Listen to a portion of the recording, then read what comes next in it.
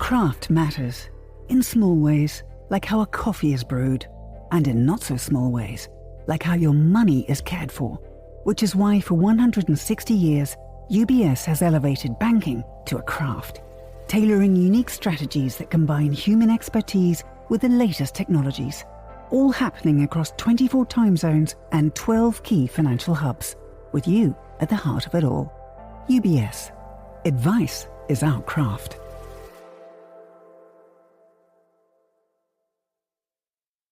You're listening to The Globalist, first broadcast on the 19th of December 2025 on Monocle Radio.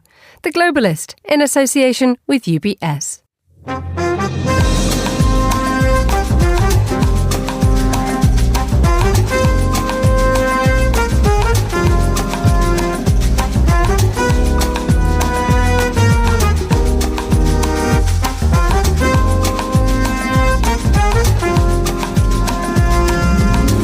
Live from London, this is The Globalist with me, Emma Nelson. A very warm welcome to today's programme. Coming up. Today we approved a decision to provide 90 billion euros to Ukraine, and Ukraine will only repay this loan once Russia pays reparations. Europe gives the green light to a help fund for Ukraine, but without using Russian assets. We'll ask, did the EU find its global feet in 2025 and assess the diverging priorities within the West, including the explosion of traditional structures by the White House. Also ahead in the next 60 minutes, we hear about the Australian Prime Minister's plans to address hate speech in the aftermath of the Bondi shootings. And we'll ask why Washington is interested in investing in Angola, plus... And the Oscar goes to... Why the Oscars are disappearing from our TV screens and heading to YouTube. Plus the papers and the latest architecture news too. That's all coming up on The Globalist, live from London.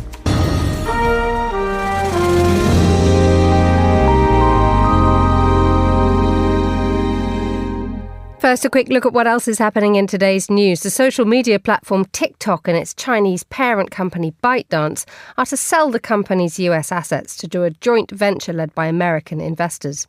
The Bank of Japan has raised the interest rate by 0.25 percentage point to 0.75%. It's the highest level in 30 years, still far below that of other major economies. And thousands of Bulgarians have protested against the outgoing government, calling for fair elections and judicial reform. Stay tuned to Monocle Radio throughout the day for more on these stories. But first, as 2025 winds down, both the US and Europe have been forced to take stock of their standing in the world. The year began with seismic changes with the return of Donald Trump to the White House. It ends with a deal from the European Union to help Ukraine. So where do Western priorities now lie, and how do we solve problems? Well, I'm joined now in the studio by Nina Dos Santos, international broadcast correspondent and former CNN Europe editor, and on the line from Seattle, Greg Scruggs, who's Monocle's Seattle correspondent, and in San Francisco, William Yang, who's senior Northeast Asia analyst for the International Crisis Group. Good morning to all three of you. Good morning. Good morning, Emma. Good morning. Good to have you with us. Nina, let's bring ourselves up to date with what's happened overnight. There has been a deal, 3 a.m., the European Union agreeing to lend Ukraine more than $100 billion over the next 2 years to fund its war with Russia, but failing to agree on a plan to use frozen Russian assets. So it's a bit of a fudge, but this is a question that I'm going to ask all of you now. Beginning with you, where does the West stand at the end of 2025? I think it depends on where you are in the world and where you are in Europe as well, because remember that this deal, as you pointed out, is a rather uncomfortable fudge, and it's left Germany, Poland and some of the other EU countries that were arguing desperately to mobilise these frozen Russian assets, to send a big signal to Russia that the war in Ukraine needs to stop, and it needs to stop in Ukraine before it bleeds into European territory. They have been left with something of a bloody nose. And what we've seen is divisions between European countries. Now, what happened overnight in this summit that ended at 3 a.m. in the morning was that essentially France and Italy took a pass and allowed US diplomatic lobbying against mobilizing these frozen Russian assets to win in the end of the day. It was an uncomfortable deal that was reached. There are some others. Yes, it's going to be EU taxpayers will have to sort of borrow money and give 90 billion euros, as you said, $106 billion to Ukraine to help it over the next couple of years. By the way, that's not enough for Ukraine. They apparently need 65 billion euros to fund their budget every single year for the next 2 years. So as you can see already on the numbers, that's unsatisfactory, but not all 27 EU member states actually signed up to this. Predictably, Hungary, Slovakia, and also the Czech Republic will not be participating in this loan. So as you can see already, the divisions are there. And this is exactly the type of climate that Donald Trump has created inside the EU. I was in Berlin a couple of weeks ago, sitting next to the head of one of the biggest foundations in Germany, somebody who was born in East Berlin, and he was just shaking in his head saying, in Germany, this was the boundary of the Cold War when I was young. I grew up behind the Iron Curtain in this very city, and we are utterly terrified by the US abandonment of the West. Greg, let's go to you in Seattle. That US abandonment of the West, we've just heard from Nina there. That idea that the West itself could be abandoned, if that makes sense.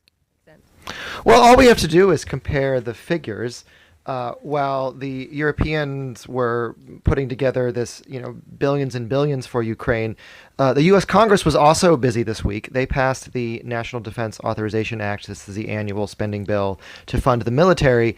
And there is some money for Ukraine. It is a paltry $400 million. That's orders of magnitude less than what European allies are putting on the table. And it compares to just less than 2 years ago, when supplemental aid bill for Ukraine was more in the $14 billion category. So it really depends if one considers the war that Ukraine is fighting a war for the West, right? And I think that is the philosophical decision that the current White House just doesn't feel is necessarily the case, or at least that if there is a West, it isn't a monolith that in the way that it perhaps once was. And certainly in this hemisphere, that is the new focus rather is this hemisphere, that the U.S. continues to, at least the current administration, see a role for itself in geopolitics, but one that's more narrowly focused on the Western Hemisphere. And it did the narrow focus there. Let's go to you, William, in San Francisco, because in the last 24 hours, we now have seen Taiwan taking the spotlight, because the Trump administration has announced an $11 billion arms sales deal to Taiwan. It's the largest US weapons package for the island in its history. It's the second such package since Trump came into power. Is there a sense from Taiwan that it feels now better protected because the US has brought it under its wing? Or is there that continued sense that, as we've heard from Greg and as we've heard from Nina, anything could change? I think this is a temporary reassurance coming from Washington for sure. Given for the fact that you mentioned about the size of this announcement, and also how it happened just a few weeks after the first military sales package that was announced last month. But, I think we need to remember that it's been almost a year since Trump returned to the White House. And for the first 11 months of his return to the White House, actually, Taiwan was very, very anxious about how the Trump administration might approach and handle relationship with Taipei, because on the campaign trail since last year, he's not been very, kind of like low-key about his skepticism about why the United States should continue to be committed to defend Taiwan, as Joe Biden said 4 times when he was when he was the U.S. president. And so, I think the fact that Trump has continued to prioritize stabilizing relationship with China and also trying to achieve the great trade deal with China that he could then, domestically sell as a success and frame himself as this incredible leader that is able to, reach something with China that other U.S. presidents that could not have achieved. So in that case, this is a temporary, I think, relief for Taipei. But coming up is the state visit by Trump to Beijing in April. And I think in the interim period, Taipei will continue to very closely monitor actually how Beijing tries to dangle carrots in front of Trump and how the Trump administration might actually react. Because in recent months, we've also seen some of the decisions that were made by his administration being viewed by many as temporary concessions, including approving the sales of some of the powerful semiconductor chips for AI development that Chinese companies are desperately in need to try to actually catch up in the AI race with China, with the US. So, I think there's still a lot of uneasiness and uncertainty that is lying ahead for Taipei. But at least for the time being, there is some reassurance that the Trump administration is not considering entirely abandoning Taiwan just yet. William, thank you for that. Let's go back to you, Greg, in Seattle. That idea that the carrots that Beijing is going to dangle in front of Donald Trump in 2026 is rather emblematic of the way things have gone. That we have seen in the last year the almost wholesale abandonment of a values-based decision-making process. And we're seeing an awful lot more based on commerce and deals. I mean, we only look at what's happening in Taiwan, but also we need only what's happening in Belarus. There's going to be, or there is by all accounts, going to be a major deal to restore relations with the United States. That is not done on a values-based scale, is it, Greg? No, and I don't think, there are no more illusions at the end of 2025 about such niceties as a values-based system, a rules-based order. A good example is the ongoing tensions, the pressure campaign on Venezuela, right? This Operation Southern Spear, as it's called, which has ricochets both to, what we've been discussing with Ukraine as well as Taiwan, actually. Venezuela is currently under a partial blockade of those vessels which are on a sanctions list. And Venezuela has appealed this to the United Nations this week. I believe we talked about it, or rather, colleagues talked about it on Monocle Radio yesterday. And that's a predictable response, but it's performative, right? Like the Maduro regime doesn't have any expectation that some kind of ruling from the UN Security Council, putting aside the fact that the U.S. could veto, is somehow going to lead the enormous U.S. naval presence off the coast of Venezuela to suddenly return to its their home ports, and so what instead we're seeing is, I think, a pressure campaign that has, multiple goals, right? There's the obvious sort of bugaboo around Maduro, but I've been most intrigued by, actually Secretary of State Marco Rubio, who sees Caracas as the path to get to Havana and the possibility of regime change, not just in Venezuela, but also Cuba, through the oil embargo, reducing energy supplies to the island as well.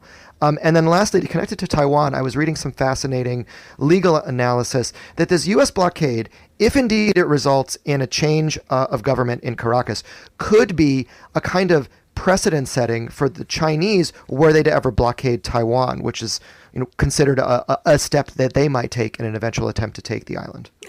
Thank you for that, Greg. Just turning to you, Nina, and looking ahead to 2026 and back to Europe. We've heard from both William and Greg there, these incredibly volatile gestures of pivot that the United States is doing. And one wonders where somewhere like the European Union sits with all this, because at the beginning of the year, I remember someone saying to me that the European Union needs to stop behaving as if it's sitting in a Viennese tea room, drinking coffee house. It should stop behaving like it's in a Viennese coffee house with a long coffee and a nice glass of water, reading the papers and thinking its way through. And it needs to behave a bit more as if it's in Starbucks. That sense that it actually needs to get a grip. No Sacher Torte. And a Sacher is having a cake too. Now there is that sense, isn't there, that even with that decision made last night, that it hasn't actually moved that much further in terms of the way that it grasps big problems. Look, the big problem that Europe has at the moment is that it has powerful German in the figurehead of Ursula von der Leyen as a second-term European Commission president, who has sort of centralised power and, very much represents the CDU German model. And Germany also has a CDU chancellor who wants to, Friedrich Merz, put his stamp on things and be pragmatic, get stuff done. It's the biggest economy in Europe. It's the most powerful political player. And Europe needs a sense of leadership, but not everybody wants to do things German style. And this has been a problem that's been brewing for quite some time.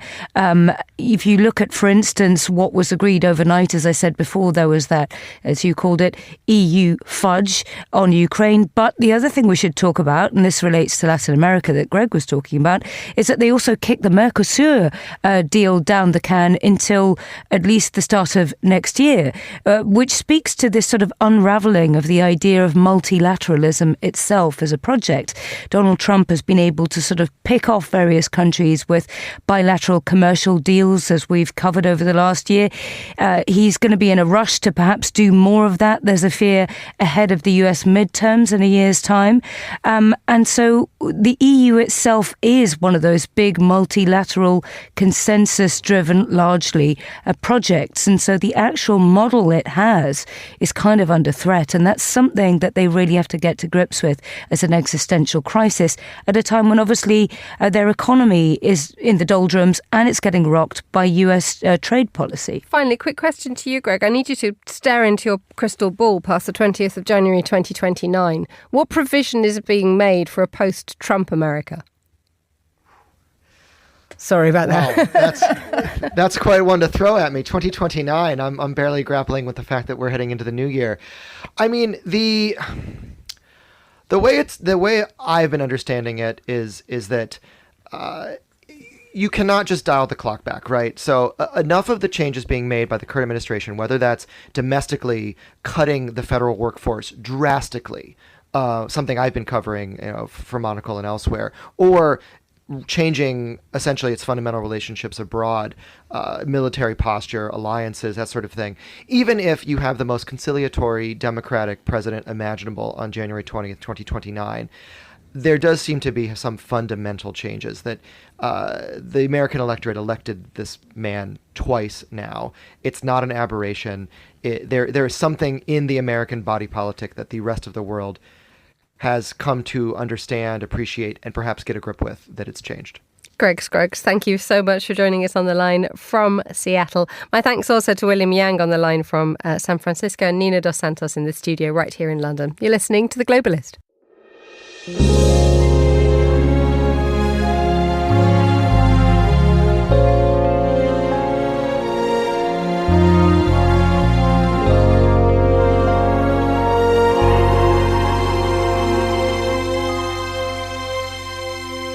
18:17 in Sydney, 7:17 a.m. here in London. Now, more funerals have been taking place of those killed in the shootings at Bondi Beach this weekend. Meanwhile, the Australian Prime Minister has announced that Australia is to establish a national gun buyback scheme in response to the mass shooting at Bondi Beach. Well, to tell us more, I'm joined now by Monocle's Canberra correspondent, Artie Bessigeri. Good morning, or good afternoon. Good evening, I should say, Artie. It's good evening. Hi, Emma. Nice to speak to you today. Thank you so much for joining us. Just if you could tell us whose funerals have taken place recently, please. So you're right, the funerals have started. Earlier today, the funerals for Boris and Sophia Gurman were held. They are the couple that were filmed trying to overpower the gunman. They were captured on dash cam footage by cars driving past. They were long-time Bondi locals and about to celebrate 35 years of marriage. Funerals for two other victims were also held today. And yesterday, the funerals for two more were held. The first one, so the youngest victim, a young 10-year-old girl called Matilda, she was farewelled, and also Rabbi Eli Schlanger. And in the middle of all this, you have this moment of profound mourning, the space that needs to be created. And the politicians are trying to pick their way around it. What are they doing now? It is a little bit fraught. So as you say, the government has announced a gun buyback scheme. That was just a couple of hours ago, actually. The government of Anthony Albanese, they yesterday announced a 5-point plan that they've got in the works. Now, this is in the context of being quite resolutely criticised by the opposition, by the Jewish community, for not having done enough in the lead up to the attack to clamp down on rising anti-Semitism, and also for generally not responding to concerns about hate speech and hate mongering. So their 5-point plan includes provisions to toughen hate speech laws, crack down on Islamic preachers they say are spreading hatred, and also make it easier to cancel or reject visas. Now, some of these are based partially in the recommendations of the anti-Semitism envoy Gillian Siegel, who was appointed at the start of the year, and she released her report in July, which is pretty controversial, as it included suggestions of placing limits on media reporting and the arts and education. And the government was criticised, though, for not formally responding to her recommendations or putting any of them in place. And in terms of the gun buyback scheme, this echoes very strongly the gun buyback scheme that was put in place by the Australian government in the wake of the last mass shooting event 30 years ago in Tasmania, the Port Arthur massacre. So that was when gun laws were toughened. So this time round, I mean, details are pretty scant, but we expect that the guns will be, people will be financially compensated for handing in their guns, surrendering their guns, and then the costs would be shared between the federal and state governments. The way that this is being handled by the Australian government seems, as you have just laid out, seems to be a determination to do things in a positive and more constructive way, to end hate speech. Also to create a gun buyback scheme rather than just clamping down on gun ownership. Is this a conscious decision to be more constructive? I would absolutely say it's a response to the criticism they fielded for not having done enough. In fact, Anthony Albanese yesterday apologised and admitted he had not done enough to respond to the concerns from the Jewish community. At the same time, though, there is just a little disquiet. The opposition has been pretty comprehensive in its assessment. In fact, the opposition leader, Susan Lee, she echoed Benjamin Netanyahu's comments that Anthony Albanese hadn't been strong enough on protecting Jews. She came out with that within maybe 12 hours of the incident. Now, the Liberals have now put out a suite of recommendations. They've called for stronger counter-terrorism laws, more powers to deport and strip citizenship from people, and they now want Parliament reconvened to debate and pass them. Parliament's currently on hiatus for summer and isn't actually due back till the start of February. So we're right now heading right into like European August when everything shuts down. The issue now is that I think there's been a question of national identity as well becoming a sort of a priority here for Australia. There have been comments saying that the Australia is trying to shift the threshold. We have no time for organisations where the mission to hate Australia and to hate fellow Australians has come out. That idea is, how is this now becoming a more general Australian issue rather than something which is, for example, to do with individual gun laws and hate crime? So that's a really, really interesting question. I mean, I think it's quite early in the piece to say Australia's had a non-discriminatory migration scheme for many decades now. It used to have the White Australia policy, which was formally rescinded in 1974. And I think it was so controversial that any moves to move back towards any kind of migration scheme that is discriminatory would be quite controversial and would bring, would evoke some quite potent reminders of the past that we maybe want to forget. I'm actually quite proud of Australians. We are not a nation that is intrinsically divided. All the calls that I'm seeing are ones for peace and unity and solidarity, and to come together and to overwhelm those other divisions in our society that way. Archie Besigeri, thank you so much for joining us on the line from Canberra. Still to come on today's programme. We mostly learned this year that returning to Earth's most powerful office, America's least qualified individual, and 8 years older and about 8 times crankier than last time round, was going to go pretty much as might have been expected. Andrew Mueller will be here with what we learned. Stay with us on The Globalist. craft is a matter of perspective, a unique outlook, and obsessive attention to detail.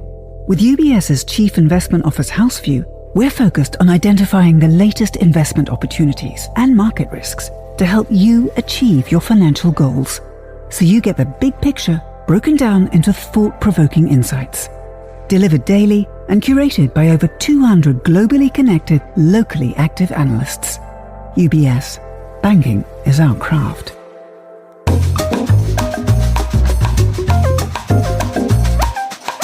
"7:24 here in London, which is where we're basing our paper review today. Joining me is Theo Usherwood, who's news editor for the Press Association. Good morning, Theo. How are you? Very well. Lovely to speak to you. Are you ready for Christmas? Yes, just about. We have the tree up and, it's looking festive. Good. We're looking forward to it. Right. OK. Let's start with a diplomatic announcement. Christian Turner is the new UK ambassador to the United States, a post vacated by Peter Mandelson, a disgraced Peter Mandelson a few months ago. Who is he? Who's Christian Turner? So he's a career diplomat. He has worked his way up through the fast-track Foreign Office scheme. He was recommended by the most senior civil servant in the Foreign Office, Orly Robbins, who you'll remember from Brexit, and he was the negotiator on the British side. Keir Starmer had been tempted to make a political appointment, potentially bringing in his business advisor, but the Foreign Office has won the day, getting Christian Turner, somebody who's been sent to Pakistan to represent Britain. He's also worked in Washington back in 2007 as a much junior level. So this is somebody who has earned his spurs within the diplomatic trade and doesn't carry the baggage of a political appointment, and that is especially of note, given what happened with Lord Mandelson, who was very much a political appointment, but then had to leave the post. Everybody is asking whether Christian Turner is a man who can whisper Trump. Mandelson could. The deputy, James Roscoe, could as well, but by all accounts did not apply. Is Christian Turner going to be able to do the impossible, which is to keep Donald Trump on side? That's a very good question. He doesn't necessarily come with the political experience, but he is highly rated within the Foreign Office, we're told. He's somebody who has... who's not afraid to build his own base, his own following. He's willing to take risks. He had gained more than 250,000 followers on X during his secondment to Pakistan. There are photos of him with dignitaries in Kenya doing various poses. So he's not a shy man just because he's somebody who's come from the civil service mould. And the big challenge is going to be, obviously, as you say, to keep Trump on side when it comes to the final negotiations to sort a peace deal between Russia and Ukraine. The fact that the Keir Starmer's trade deal with the United States, that were the heads of terms that we got at the beginning of the summer, that hasn't necessarily transferred into political reality, especially when it comes to issues around steel, around tech. Can Christian Turner get into the Oval Office and try and hammer out some better terms of conditions, find a detail to get that to get a better deal essentially for Britain with America. Let's move, Theo, to a story in The Guardian. It's the Africa Cup of Nations starting off on Sunday. Morocco is doing its absolute level best to promote a very beautiful image of itself. Yet there are issues in terms of the way that people are being treated. Yes, this is a story I picked out because I didn't necessarily think it would be. It's not right across the papers. The Guardian, I think, quite rightly have decided to put focus on it. Of course, the African nations is incredibly. It's in a prominent tournament. Many European-based players leave their clubs to take part in it, and it's gaining an increasing popularity and following to rival perhaps the European Championships. Maybe not quite on a par with the World Cup of next year, but the Guardian's highlighting the arbitrary detention, not just of any group, but of Gen Z protesters in the country. And there's some incredibly powerful testimony that they're reporting from Amnesty International, which described one mother saying that her son was pulled out of a snack bar where he was having dinner and arrested and detained. He was so badly hit during the arrest, he even lost some teeth. And of course, this isn't something, this isn't a phenomenon that's necessarily just relates to Morocco. Other countries have had their human rights records scrutinised when sporting events or the spotlight is suddenly thrown on them. Finally, let's talk about a story that's come out of the Times in the last couple of hours. I'm not sure how anybody feels about having their photograph taken with their lover, but maybe if you are having a bit of a naughty date with someone who you shouldn't be sitting next to in public, don't go to a restaurant in Sicily. No. And this reminded me of the Times had another story, but they had with the woman who was featured in the kiss cam at the Coldplay concert, and then of course Chris Martin made a joke about the fact as they tried to duck away that perhaps they shouldn't have been doing something. And another story along the same lines from Sicily, where a husband is suing the restaurant because he was having a clandestine date with his lover, and then the owners posted a video on TikTok where he could be seen with another woman. The man, it should be said, had told his wife that he was having dinner with colleagues, and that cover story collapsed, and now his wife is leaving him and he is now suing the restaurant. I hope the restaurant was good. I hope the meal was delicious. Theo Usherwood, thank you so much for joining us on the line, and a very Merry Christmas to you. You're listening to The Globalist.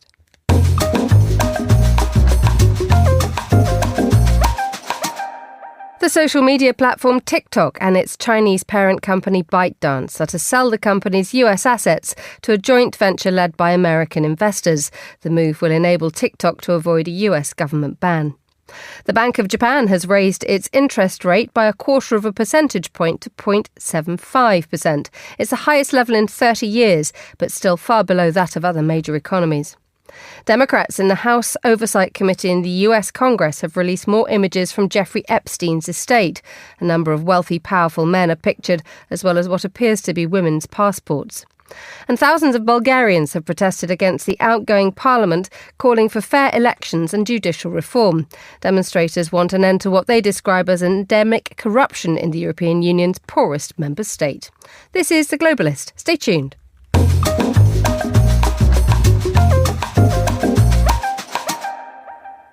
It's 8:32 a.m. in Luanda, 7:32 here in London. Now, last month's summit between the European and African Unions was a high point in the relationship between the EU and its AU partners.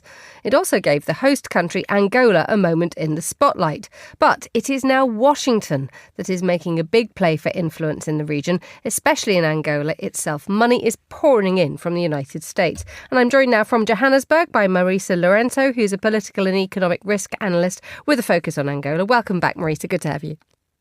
Good morning. Thanks so much for having me back on. So how much money is coming in from the United States and what is it being used for? So the United States announced through the DFC, with guarantees by the DBSA, that it is committing $753 million towards financing the railway rehabilitation. I think at this point it's really important to kind of understand what the Lobito Corridor actually is, because we hear about it so much, but there's so many moving parts to it. And this is for one very specific part. So the Lobito Corridor Development Project, which is the full name, spans 3 countries, Angola, the DRC, and Zambia. The reason why Angola gets the lion's share of attention is because the majority of the project is focused on the Benguela Railway, which goes from the west of Angola right through to the east with the borders of the DRC and Zambia. It also includes the Lobito Port, which is in Angola. So this funding is going specifically towards the rehabilitation of the Benguela Railway, which in its current state has derailments about 10 times a year, which is very, very high. And also in its current state is not efficient to transport bulk minerals, which is why Washington is being involved and what this upgrade and the interest from global partners is really all about. Indeed. Now, this whole idea started with the Biden administration when they were trying to move into areas which China had occupied before, and it now sort of signals a much harder geo-economic approach to the likes of Angola. How welcome is it?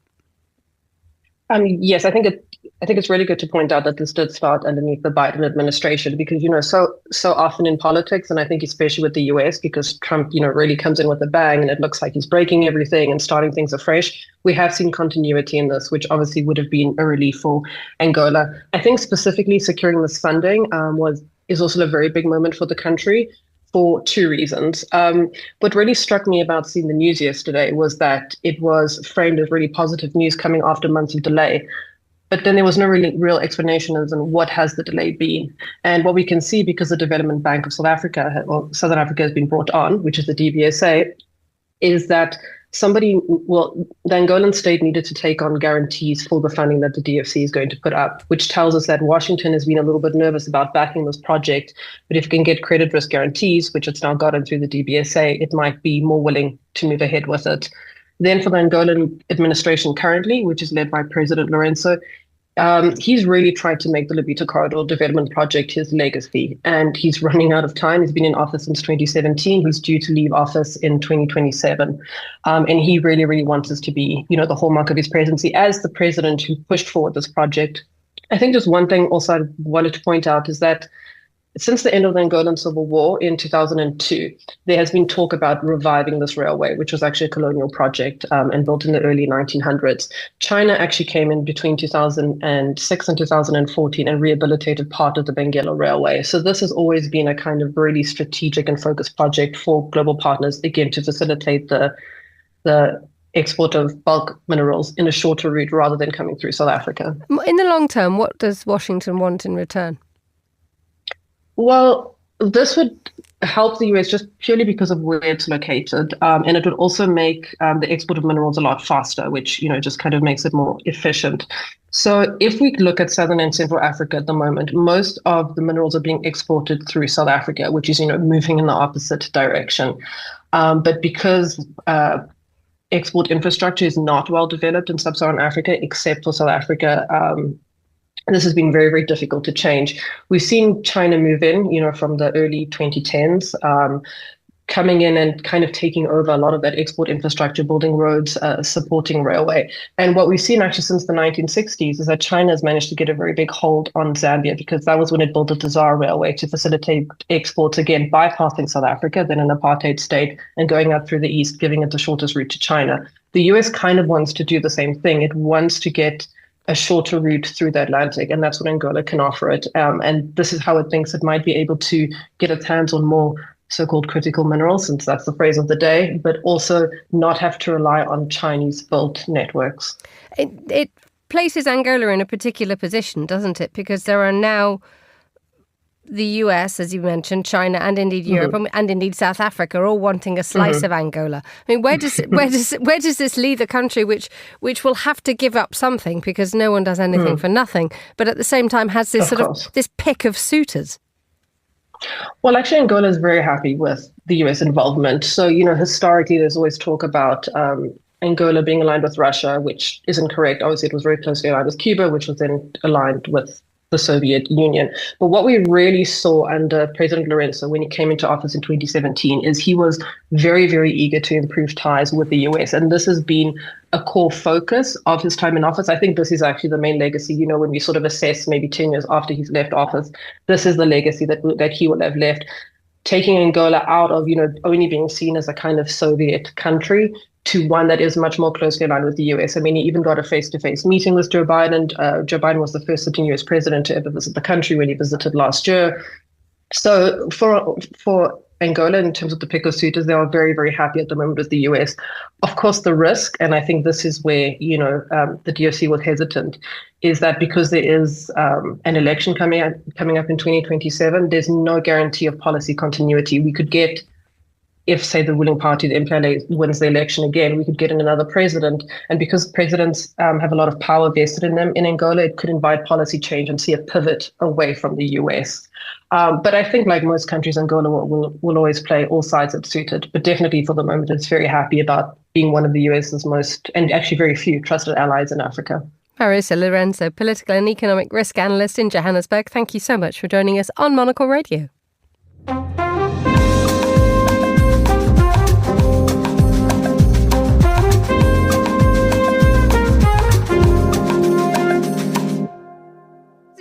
As it's Friday, it's time for Andrew Mueller's What We Learned. But instead of what we've established in the last 7 days, it's what's happened in the last 52 weeks.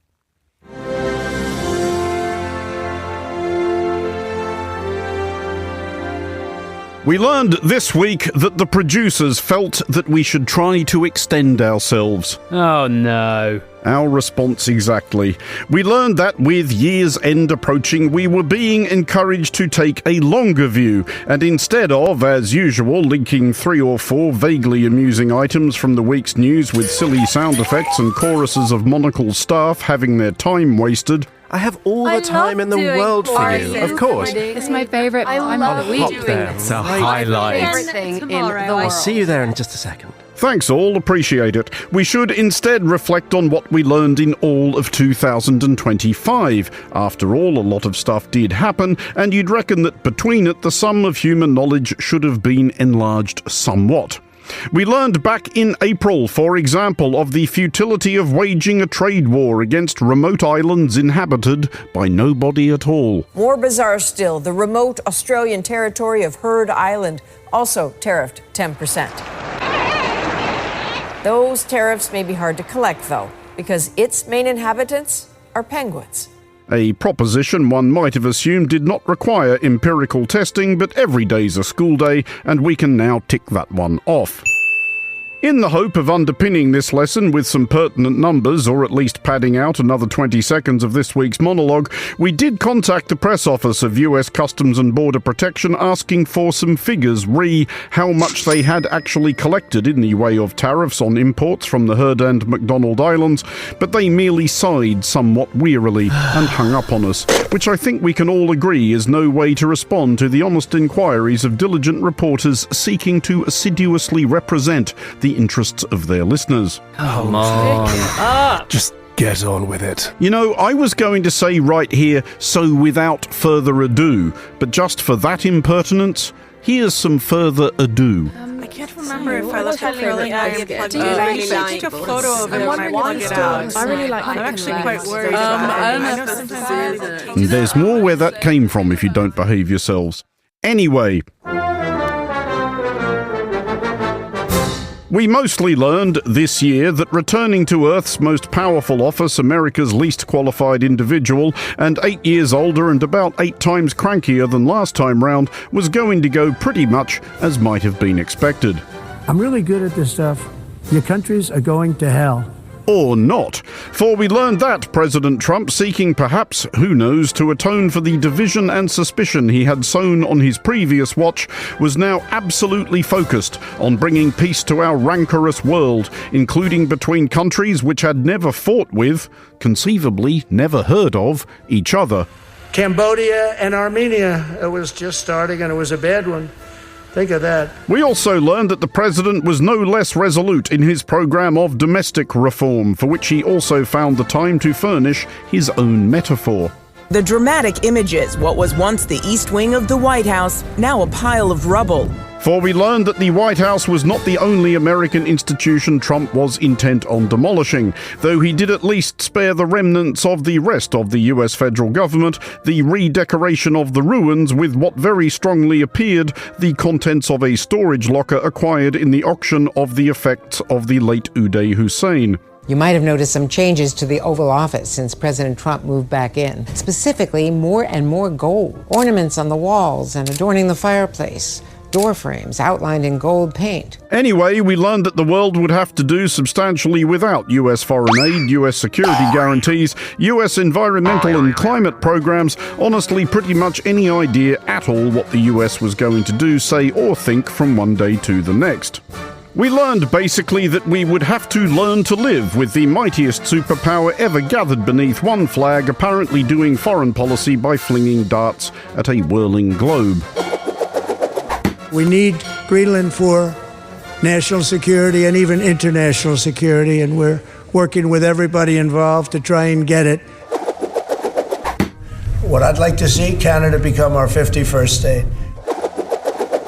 And above all, China is operating the Panama Canal, and we didn't give it to China, we gave it to Panama, and we're taking it back. We have not learned when any of this is actually going to happen as such, but we have learned something about the preferred presidential time frame. But within about 2 weeks, I think we'll be able to say in American history. Starting in about 2 weeks, we're building some brand new sections, large sections. I will make that decision, I would say, over the next 2 weeks. If you didn't have our military equipment, this war would have been over in 2 weeks. But we learned that we may not have that long to wait around. For if we learned one thing in 2025 about where all of the above and more besides may be headed, we may have learned it from Albania, who visited upon us this. Më lejoni t'ju kujtoj, rreziku I vërtet për kushtetutat nuk kanë qenë kurrë makinat, por vendimet njerëzore të njerëzve me pushtet. That being Diela, Albania's new Minister of State for Artificial Intelligence, who is herself an entirely AI apparition, and while this audio-only medium cannot do proper justice to Diela's splendid traditional Albanian costume, here's some traditional Albanian music while you imagine it.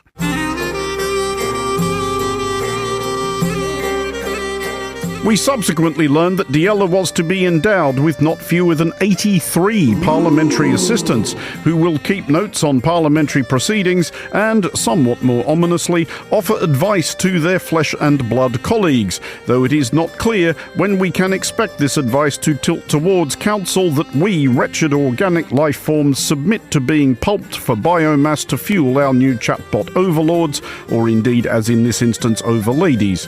In 2 weeks, possibly. It is arguable, of course, on the strength of humankind's endeavours this year that it's about all we deserve. We shall check out of 2025 by putting this proposition to the General Muttered Agreement crew. I think so. For Monocle Radio, I'm Andrew Mueller.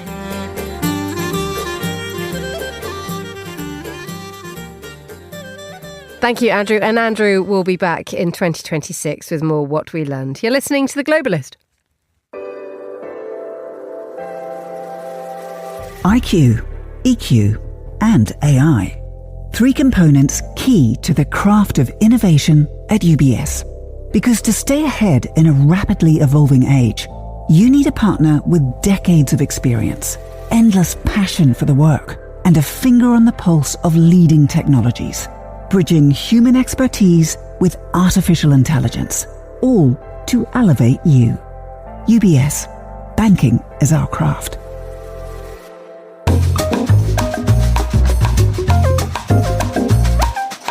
Time for a quick helping of design and architecture news on The Globalist. Let's hear now from Tim Abrams, who's contributing editor to the Architectural Record, coming to us from Oxford. Good morning, Tim. How are you? Good morning, Emma. How are you? Very well, thank you. And let's talk about Guggenheim and indeed Frank Gehry, because at one point there was talk of another Guggenheim, and it's not going to happen now.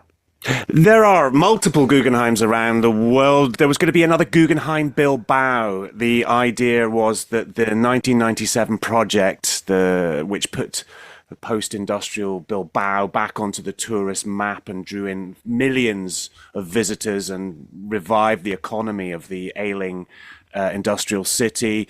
The idea was, this has been so successful, let's have another one here. Let's have another Guggenheim Bilbao.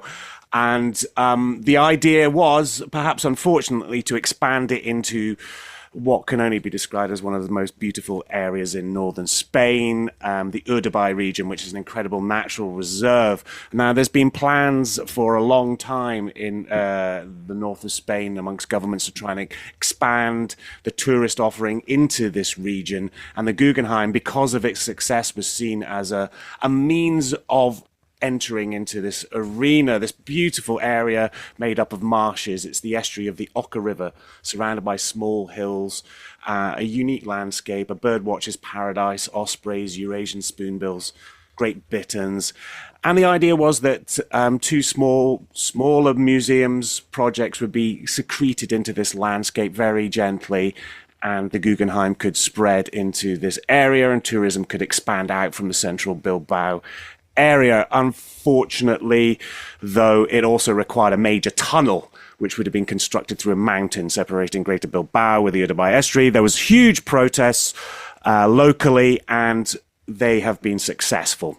So in the year that we lost Frank Gehry, we're also going to be, who died at the age of 93, we're also going to be losing the expansion of the Guggenheim Bilbao into its more greener parts of the of northern Spain. So I think, well, on balance, perhaps not a huge loss. Okay, good news. Right, let's move to one of the most intensely scrutinized refurbishments of a luxury hotel, the Park Hyatt in Tokyo. If you are a fan of Lost in Translation, you will be in love with this in this hotel. It is much, much beloved by us here at Monocle. And the big question was, were they going to do the job right?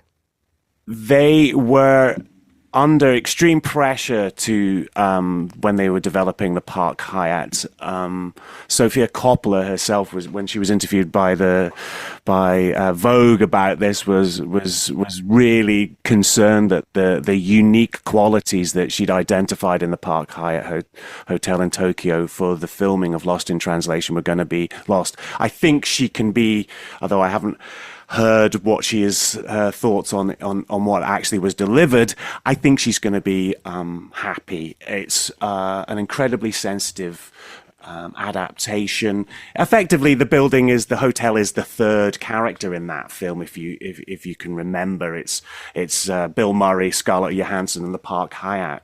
It's an amazing hotel just at the top of the Shinjuku Park Tower in Tokyo, and the refurbishment which has been done has been successful, I would say, by Patrick Juin and Sanjeet Manku, very sensitive, keeping all the New York Grill bar where they have that amazing scene where they talk to each other about their lives, and everything that's been done has been to pump up and pimp up the rooms and the central areas. That amazing library is an amazing library in the middle of this hotel, which Sofia Coppola makes great use of. That's all been kept. Everything's been done. Hopefully, people will still be able to go there and experience those amazing set pieces that the film captures. A very quick question, though, on whether this actually sets a precedent now for Japan to be less keen to knock things down and more keen to preserve what it has. Well, the Japanese experienced massive development and massive growth in the 60s and 70s, and that period of architecture has gone through, shall we say, a period of reappraisal. So I do think that it will be a sense of an attempt to preserve, an attempt to hold on to things. But then that's what makes Tokyo such an amazing city, is its energy and its eternal desire to expand and innovate. Having said that, these areas, Tokyo is being understood as for its values, and I think that's being reflected back in urban governance. Tim Abrams, contributing editor to The Architectural Record, thank you so much for joining us on Monocle Radio. You're listening to The Globalist.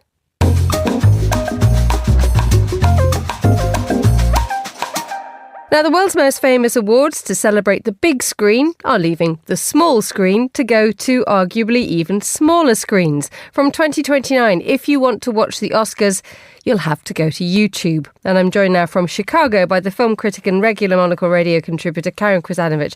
A very good morning to you, Karen, and thank you for joining us from Chicago.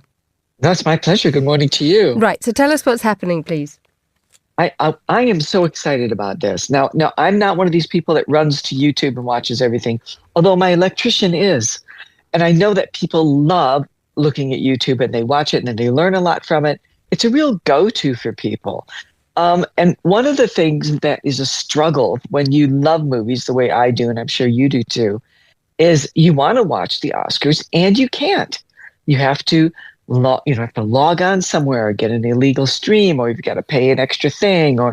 And the fact that the Academy has made a deal with YouTube, which is actually quite financially good, I believe, for the Academy, to move everything, not just the ceremony, but the red carpet, the technical awards, and lots of other things that go along with the Oscar broadcast to YouTube for free. It just makes me deliriously happy because it means that people can finally watch it and watch it easily all over the world. And I think that that's incredibly important for the film industry right now. Obviously we're incredibly happy for you and indeed for your electrician, but what was the reason behind going to YouTube rather than staying on the traditional small screen channels? Well, number one, the Oscar audience has been dropping. Now, years ago, I think it was 98, there were 57 million viewers, and it's dropped down to this year, was 18 last year, 18.1. It's no longer in the top 10 of what people watch. You always used to be a real go-to. Now people kind of don't care. And I think one of the reasons for that is because it's just too difficult to watch, too difficult to find a stream that's as it happens. You can get it afterwards. That's no problem. I think it's not only because of the ubiquitous nature of YouTube, but also the fact that YouTube has a freshness about it, has a flexibility, and also doesn't really have its own production house. So there's a lot of creativity and possibilities here. And also, well, they paid more. So that helps. And indeed, so how will this work financially? I'm not really quite sure they've worked all that out yet because there's so many different moving parts and also a lot of regional rights and things to be disentangled with others. Because I think it's been on ABC for quite some time, like half a decade or something. No, longer than that. But 2 billion people around the world will see it on YouTube. And I'm sure that there will be ads and other things that will contribute to how it's being funded. So I think all of those niceties haven't been worked out yet, but I know that the Academy was looking quite actively this year for somebody to take this on. And will it look different? No, I don't think it will. I think the structure of having the commentary and the red carpet first will probably be standard until YouTube may have several streams. I think the flexibility is there. They'll have the stream for the people that are serious Oscar watchers and want an old-fashioned quote-unquote show. And there might be another TikTok-y style show, possibly. There's no sense that it's going to be just one linear thing. So I think that it'll start out being very similar to what we expect. All the glamour, all the stars, all the access, probably more access. And then it will morph from there. And finally, just looking at the general direction of travel of the movies at the moment, when we see the likes of Netflix trying to buy Warner Brothers, and now we go from the television to online, what does this mean about the way that people will be watching movies? Because I know that the Netflix Warner Brothers issue has raised huge concerns about the amount of time that each movie will get on the big screen. Yeah, no, it's always a problem. It's been a problem for a long, long time about what's happening to our habit of watching things on the big screen when streaming is so much easier. And I think that I don't think this really plays into that. I think right now accessibility is more important for the Oscars. And I also think that we don't watch the Oscar event itself. Well, I mean, I do when I have a chance on a big screen. So the fact that accessibility, even on your handheld or on your watch possibly, is better than not seeing it at all. But I think if we can just engage people and get them excited about the stories, the people that make the stories, the people that represent us in these stories, I think that's going to just be great guns for Hollywood across the board. Karen Krzanovich in Chicago, thank you so much for joining us on the line.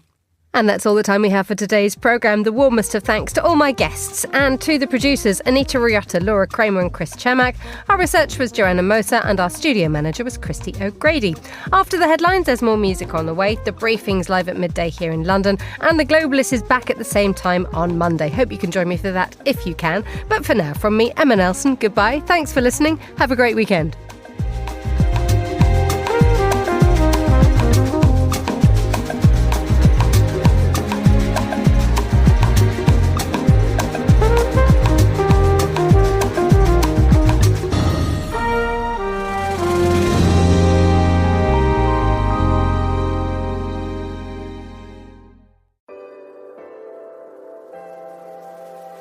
With UBS, you have a truly global partner, incorporating new technologies, innovative approaches, and unexpected opportunities, leading you to insights that help answer the questions that matter, delivered with passion, care, and unmatched expertise. Because it's about rising with the dawn each day, knowing that we can do even better. That's what banking is to us. Not just work, but a craft. UBS.